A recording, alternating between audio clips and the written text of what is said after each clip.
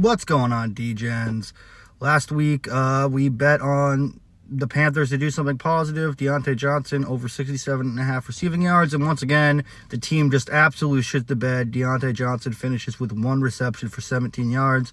The Panthers are back in hell, a.k.a. the no-bet list. No player props, good overs from them. No covering from them. Nothing, all right? Unless it's a team total against them, we ain't betting them. But now it's time to move on to next week. You could see my play is Kenneth Walker to get 25-plus receiving yards against Buffalo this Sunday. If you look at Kenneth Walker, first of all, Kenneth Walker's game log here, he has cleared this number in 3 out of 5 games. However, if you look here, the Bills do give up the most receiving yards in the league to running backs. Additionally, if you go back and peek at his game log, the 2 teams he played, teams in the top 10 in running back receiving yards allowed, he went ballistic. He had 8 catches, 37 against San Francisco, and 7 for 57 against the Giants. So I think this is something that the Seattle coaching staff looks at and adjusts their game plan to each week. I think they're going to want to get Kenneth the ball in space. Give me Kenneth Walker to get 25 yards. What is up, everybody?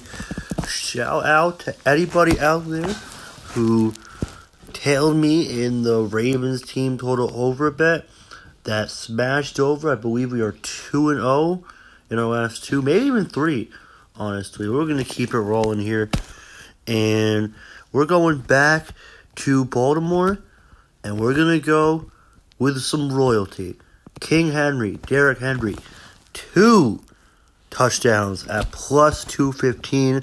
I know that's a bit of, long shot odds for a parlay like this. But listen, okay?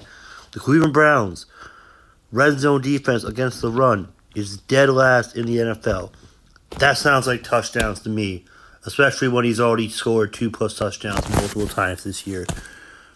And we haven't had a Derrick Henry prop, which, is ridiculous on our part. Hello, it's Alex. I mean, we're undefeated still. Feeling pretty good about that. Tick, lights are on. Now, this week, it's a great matchup for our Packers.